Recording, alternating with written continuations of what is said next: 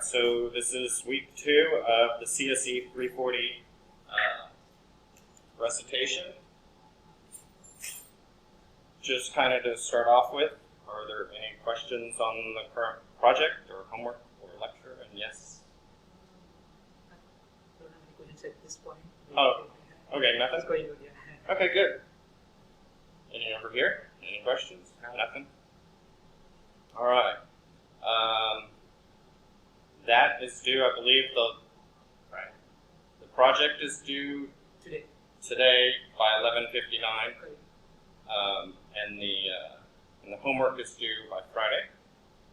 So hopefully you've already started on the lab and are done with it, on the project and are done with it. But I know there's still some people working on it.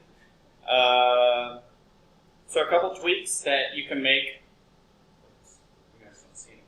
A couple tweaks that you can make to VirtualBox. This first one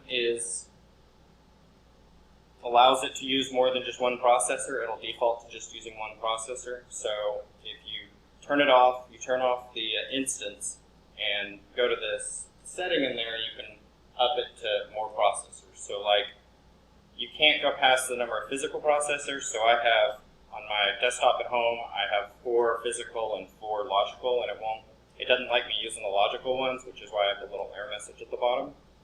But this speeds it up quite a bit, because otherwise, you're looking at only using a quarter of your machine versus half, or however much. And then you can also have an execution cap. You can up the video memory. It defaults to pretty low, and you're still running a GUI, you're still running the desktop that can take up a little bit of video memory. And then if you're having stuttering issues, this enable 3D acceleration is really good to use.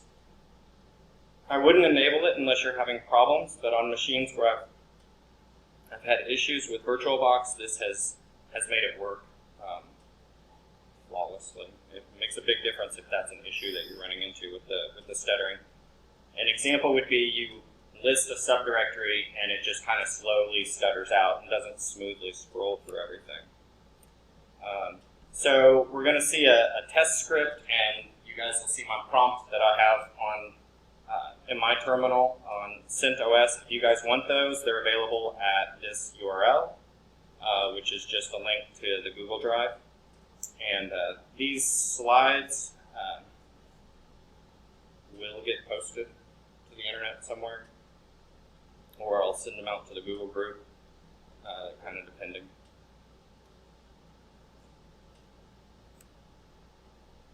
So the way you incorporate the prompt, if you want the prompt file, it's a separate file, and you can basically insert this into your bash .bashrc file. So that'll be in your home directory. You can just edit it with any of the editors like VI or any of them, gedit or Sublime or whatever you're using, and you just add this to the bottom of the file, and it'll bring in the prompt. You can tweak it to do what you want. Mine has definitely a few tweaks in there that you guys won't need. So just kind of sounds like a basic thing, but we don't always think about it when kind of in the heat of the moment trying to figure something out. But for resolving problems, kind of my first step usually go to, if I run into something for a couple minutes that I can't figure out, is usually just to search the internet for it instead of hanging my head against the wall for too long.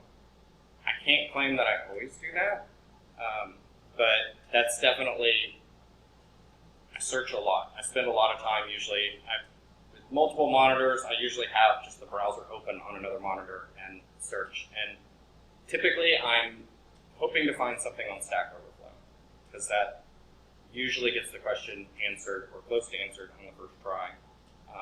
In CentOS, if you're having issues or whatnot with a command, you want to know the flags, you can use the man page. The way you do that is by typing in MAN all lowercase, unlike my slide here, and the command name, and it'll list it out on the screen so that you can see what to do. And then another thing you can do is search the classes Google group page. I've gotten several individual emails from people asking about problems that have already come across on the Google groups. So it's probably good just to make a quick glance of any of those topics. I actually have all of them sent as emails to me, all the posts, just so they come in my inbox, because I'm more likely to check my inbox than actually go out to the page. That's been my experience with having these in classes. It's much better if it just pushes it to me versus me having to go pull them. So installing CLion, if you want to use it, you just download it from the JetBrains website, unpack the file that you download with this command, with the tar command, with the flags, as I have here, and then wherever you can move it to somewhere if you want, or just use it from there, and then the setup will create an icon for you to link to it and everything when you run it the first time. So just kind of a helpful thing to do in CentOS, you can add icons to the favorite. So the favorite is as soon as you click on the application and it drops down, and there's just some apps located right there on the right, and some of them you may use, some of them you may not.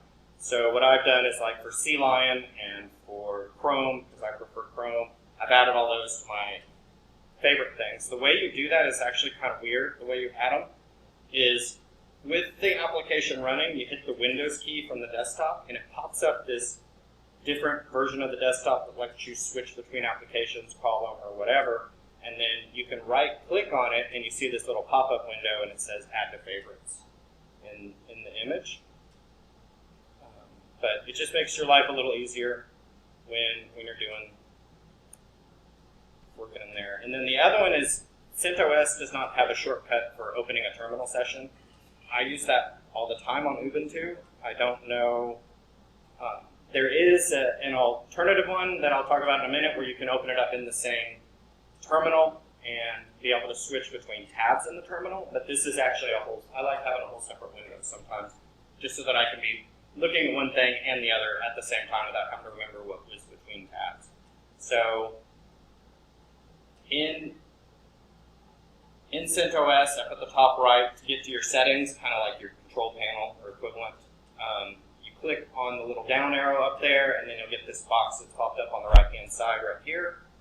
And click on the little kind of wrench icon down here for settings. It'll pop up a box that looks kind of like the control panel box with all the different things you can set. You'll see an icon for the keyboard. That will pop up this down over here, and you can click on the plus sign to add, click over to the tab, and then add the plus, click on the plus sign for shortcut. And then the name, give it name terminal shortcut, and then the command is gnome-terminal and then click add. So in the command, just put the gnome terminal. And then it'll be listed over here under custom shortcuts, and it'll be disabled. You just click on the disabled and click the key combination that you want. Control-Alt-T is the common one that I've seen in other operating systems, Ubuntu, and the like. So Linux commands, we're going to go over some of these. I'm just going to kind of show them to you. You probably know most of these already, but it's just kind of to give a quick overview for those that are still kind of new to Linux. And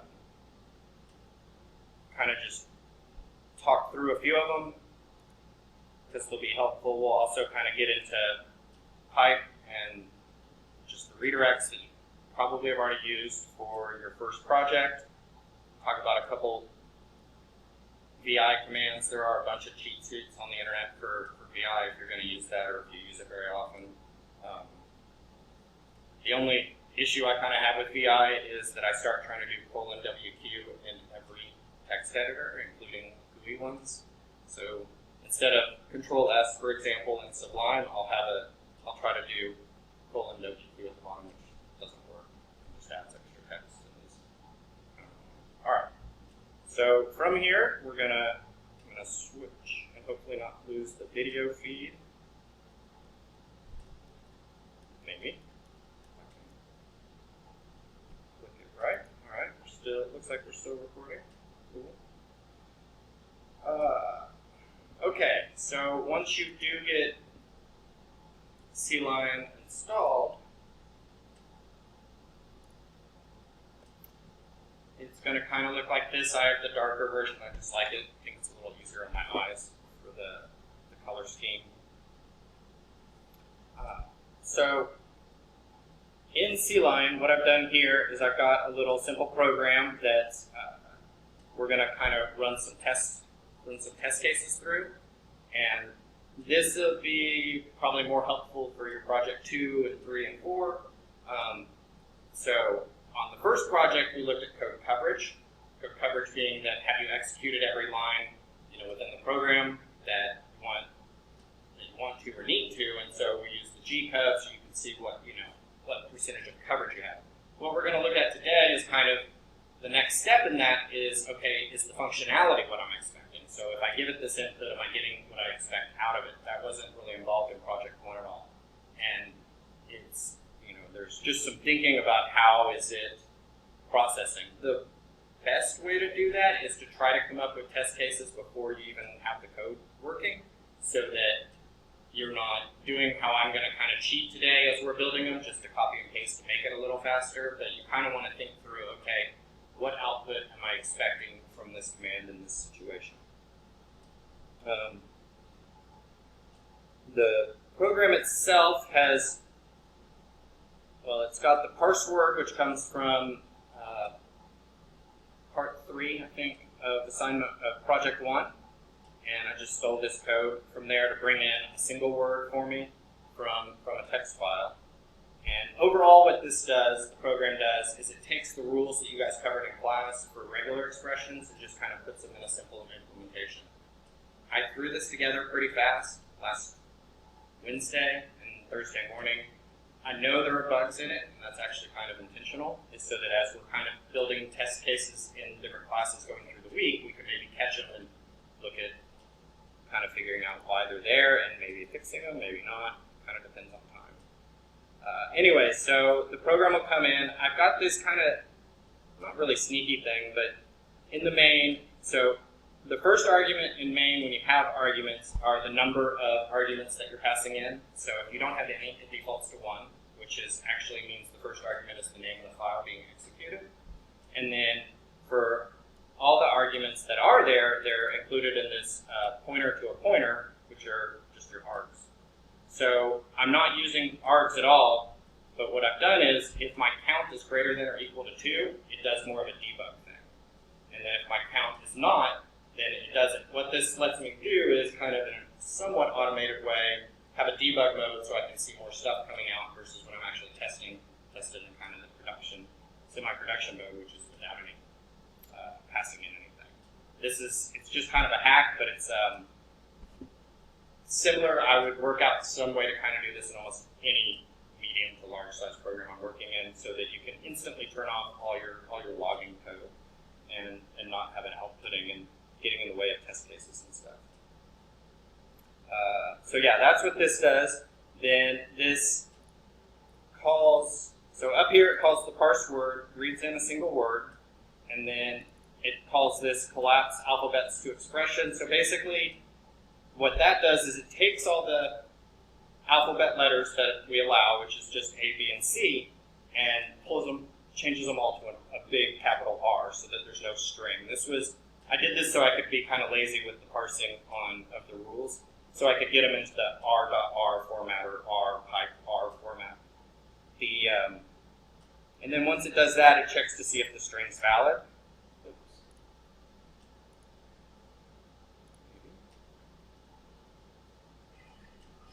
So for checking the validity of the string, if it's 0, then it's valid. We can have empty string or empty set.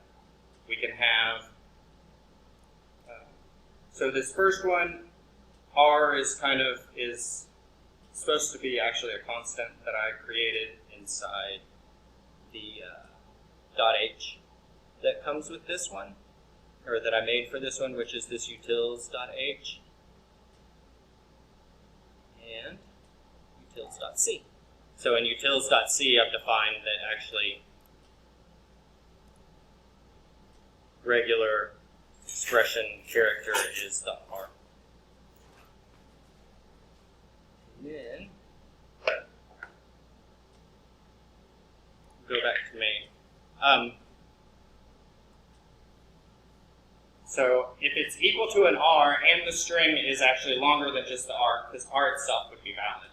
If it is, then it's going to look for some of the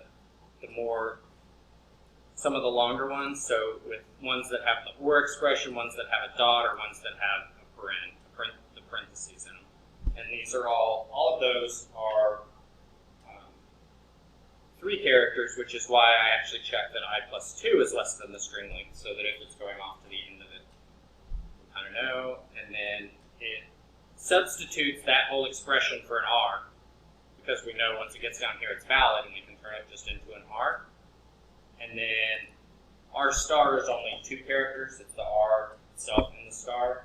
So for that one, we only need to worry about the next 2. And if the first character is this regular expression character and the length is basically equal to the string length, or the current position plus 1 is equal to the string length, then it's a valid case. Otherwise, in theory, we return false, and that fits most test cases. So we can compile this code with, I won't use the shortcut. Let's see. So we can build it with Control F9. We can run it with Shift F10, which is what I was about to do. And it's sitting here. It's waiting for some kind of input. So I can go AAA.AA.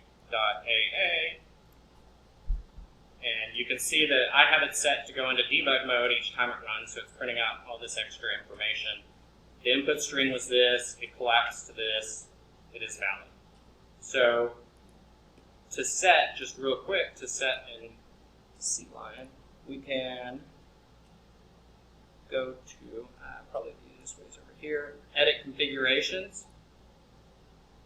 And so in here I added a secondary argument for debug. It could be anything, but this is the program argument, so if you have arguments when you're testing that you're going to pass into the program, this is where you do them. It's the run configuration where you add that kind of stuff, which is real similar to Eclipse or any of the other ones that you've used those before. All right, so now we've got the basics working.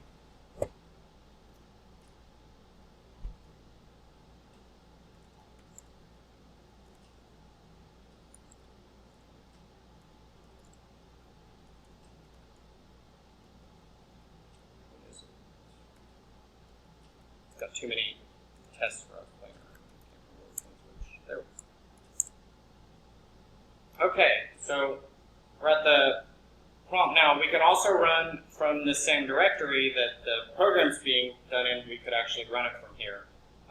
I want to go over a few of the commands that I talked about earlier while we're at the prompt here. The first one is LL, which just is a shortcut alias that most scripts include. I don't know if CentOS includes it by default, but now that I think about it, because I copied all my own over here, but it just does the ls command with a -alf, which the A includes the dot and the dot dot, the L makes it all pretty, and the F includes these little slashes on the end. So do the same thing. I mean, you can get, I actually like the ls-l usually because it's informational, and then the F's not bad because it does kind of give you more of a clue of which one the directories are instead of just the color coding. So the chmod command changes the permissions on a file. So if we look at this guy over here, the test script.sh, this is full permissions. You can read, write, and execute. The owner of it can, who is student. The group that owns it as well can have read, write, and execute, which is actually this over here, whatever that one is. And then the last one is what everybody can do with it. So it's for anybody who has access to the system can do that. There are a couple different ways to use chmod. If you're not familiar with it, it's probably best to use the man page for it whenever you need to use it, just until you get familiar, so that you can see some of the different ways to do stuff. Right now, what we'll do is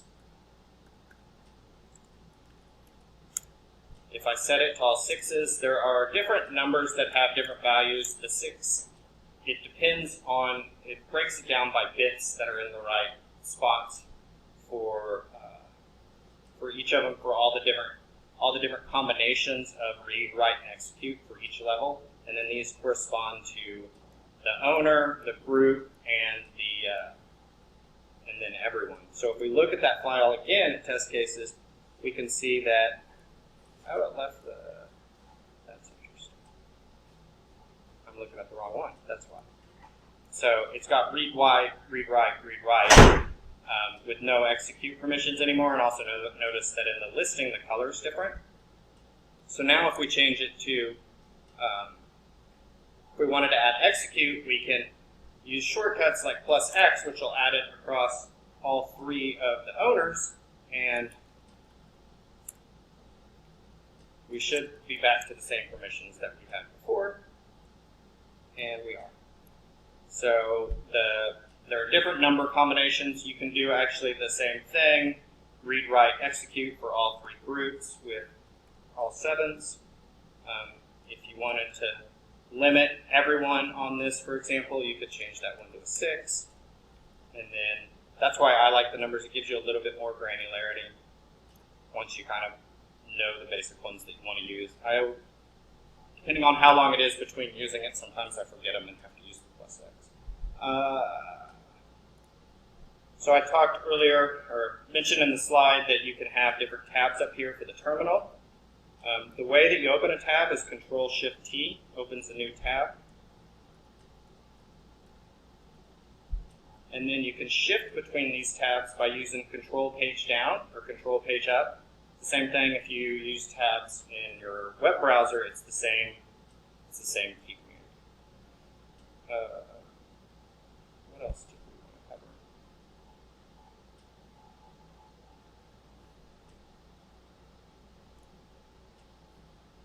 Let's see. Oh, yeah, VI and pipe, echo, print. Okay.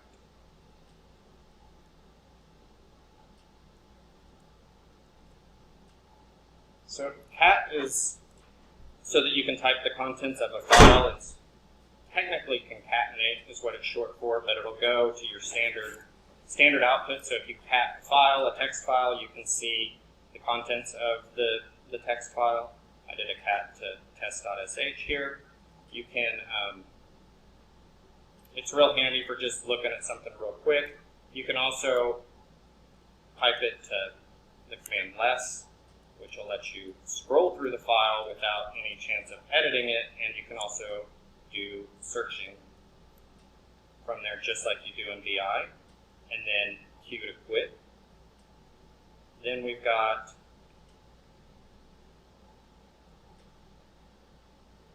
how is it I could have looked at that page not a minute ago and forgotten already the other ones we were going to cover. What other ones was I going to cover? That's not going to Oh, echo, printf. Okay.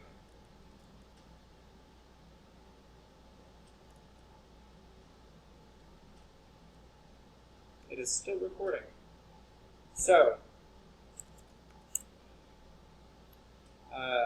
echo just is a simple command you can use to echo something.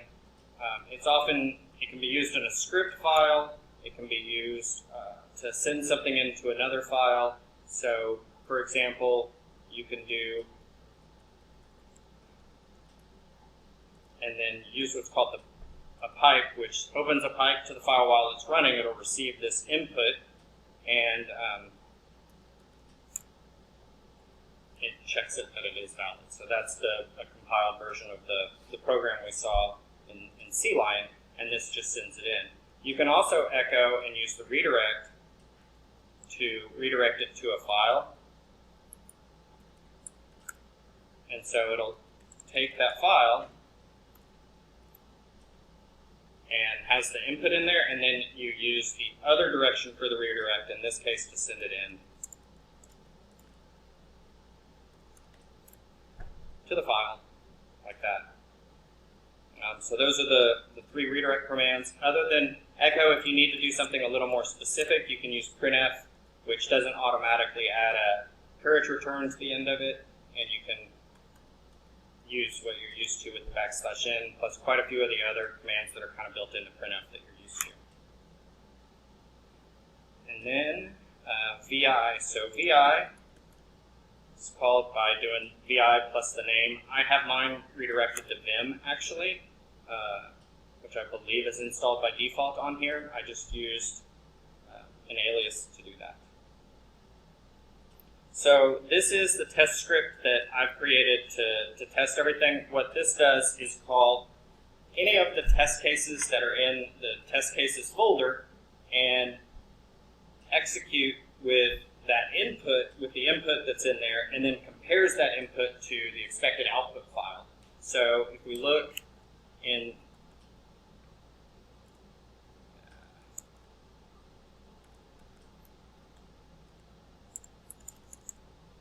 the test cases subdirectory, we can see you've got test 1 input, test 1 expected output. So if we look at test 1 dot input, it just does the A's, and expected output is that's what we're expecting to come back from the program. Now, when I used colors in the program to make it, so when we looked at it over here, the green is all pretty. This has special characters before it and after it to make the colors, which means it's actually different than the just plain is valid. So when I'm running it in, we'll call it the production version or the non-debug version, it's just whatever the default colors are.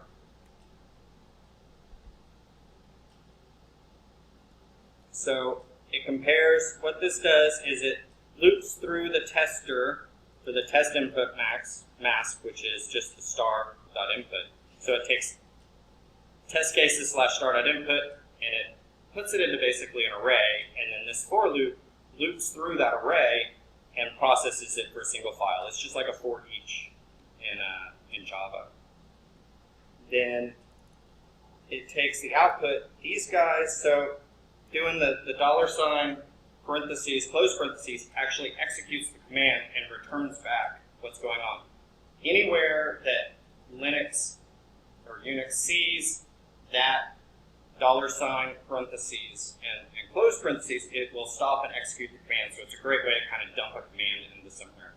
I think another example of it, maybe not, but I use it all the time for different stuff. It's really handy to just kind of run it. You can dump it into a variable like I'm doing here, or all sorts of other ways you can kind of play with that.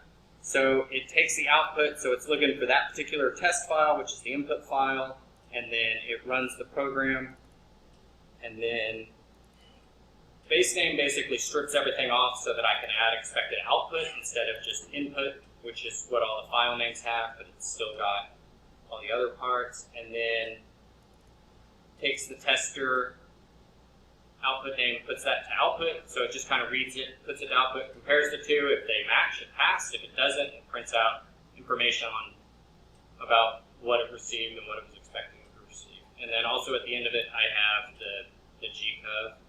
At the beginning, I go ahead and do a full compile with all the G-code flags. And then here are the colors. You'll see some colors in the script when it executes. And the OK blue, OK green, and air red are start ones, and then this one ends it. If you forget to put an end one when you use these, it'll make your whole terminal be that color until it receives the other ASCII.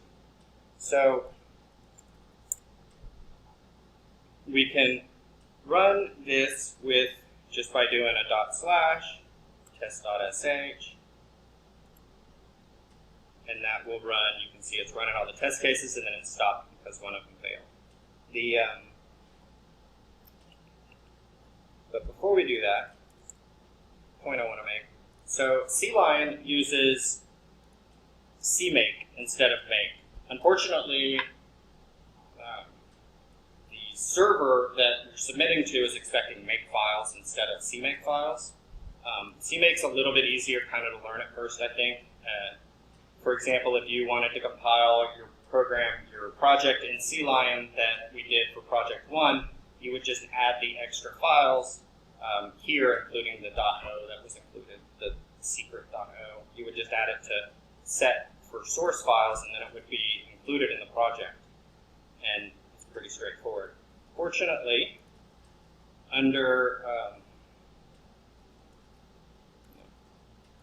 so the tilde there is shortcut for your home directory, and then there is included in this export a CS340 directory that has tools in it. And so in there, you can see there's a generate simple makefile Python script. And it is set to executable so that you can just type it in as if it was a script that you were going to execute. And I've already copied it, gone ahead and copied it into my project directory here. It's expecting as input the files that need to be compiled. I've got .c and .h files. And what it's going to do is generate our makefile. Now, this doesn't do anything, it just prints it out to the console. So we use a redirect to make it go to a file, the makefile. And once you have a makefile in a directory, you can just use the command make. And it compiles it, and then links it so that you can upload this just directly to the, you can use that makefile that was created if you need to, if it's required as part of the project. For the first one, for project 1, you don't have to do this. But it's just a quick way to kind of make them so that you can get it working. So the test.sh, we ran it, going back here, and we're getting not valid input. So let's take a look at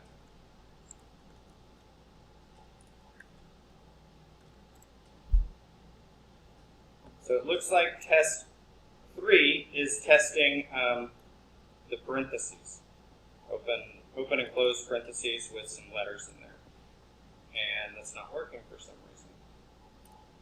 So usually what I would do is go check out the particular area that we're trying to get to. So in this case is parentheses expression, which is in the .h file. You can control left click on it and it'll dump you right into where that's located. And then it's expecting 3 characters. It's expecting the first one to be open,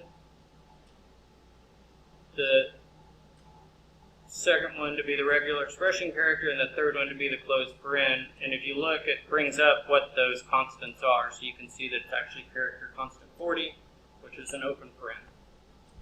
These are some of the reasons why it's just real nice to use the GUI editor. It just does a lot of shortcuts for you. So we could run it in there. I want to actually run it from the prompt using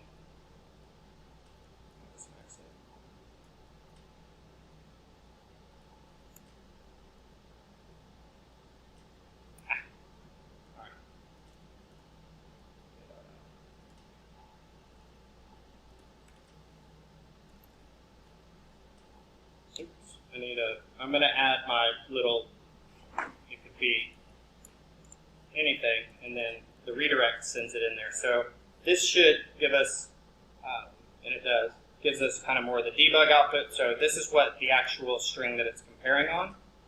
And that's interesting. It's still not valid. So, or we haven't changed anything, so it should still be not valid, but it looks valid. So the collapse is working correctly. What isn't working correctly is my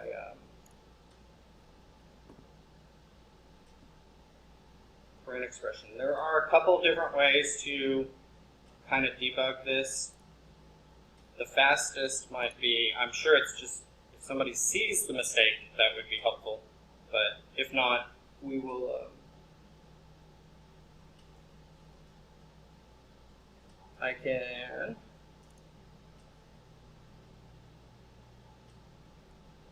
This one I don't.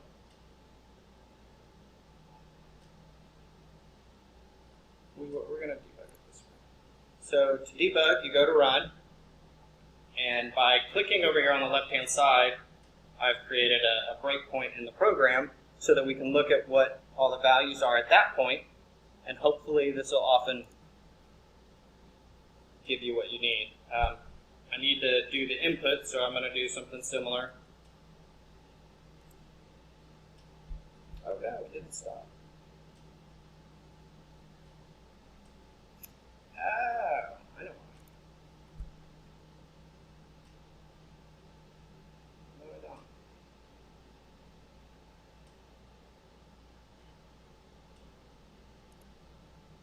Huh.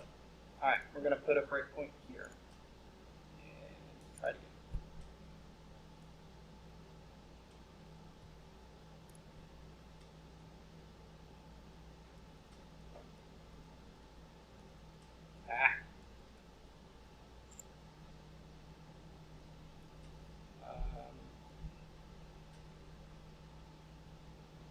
Interesting. Aha! It's a logic issue. So what's happening is I'm coming in here, and it's only looking at the first character to see if all this stuff holds. So I either need an or I need to break it out into the if. The first character here is actually not an R, like it is in the other cases when you've got R star or you've got R dot R. It's actually starting with the parentheses. So what I would do is you can make this more of an even more compound statement. You can break it out into an else, which is actually probably what I would do. But position 1 should be equal to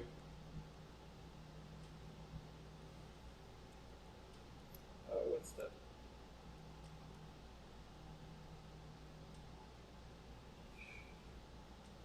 memory's not doing too hot today. Open paren. So close.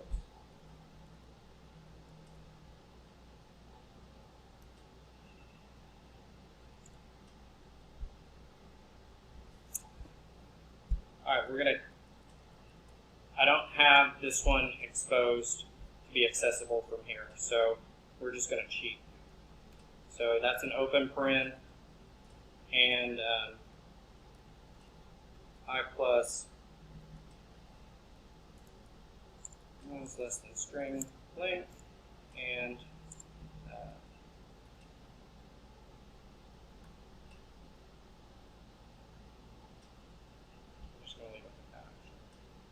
think that'll clean it up. So I need an extra close parentheses on the end, and one there, and then between these it can be either or of those. So I hit Shift F9. It's going to rerun it. It just runs it not in debug mode. I just want to see real quick if we potentially resolved it. It did run it in debug mode.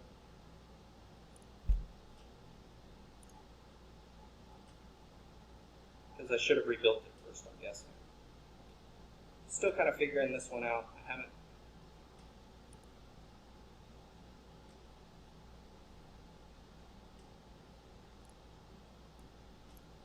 I'm not used as much. Why?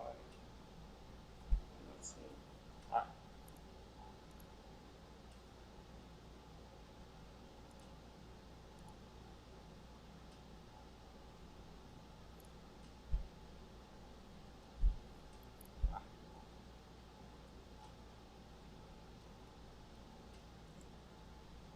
Cool. So it actually got valid output. It's actually saying that it's valid now. So if I go back to the test and run all the different tests, all the test cases completed successfully. So this is just nice to rerun your code and to test it real quick to see if everything is running as expected. This script, the test, is available in the link that I had in the PowerPoint at the Google location along with the prompt. What the prompt does is you may like it or you may not, I love it, but it sets up every time you do a command, it sets it up to look like this, which gives me the time, current user, especially if you've got multiple users on a system, or you might be as root or something like that, and then it puts the full path information up above so that it doesn't scoot out your greater than sign. It's just a little cleaner, especially when you get deep into folders and stuff like that. Are there any questions? Good. All right. See you guys next week.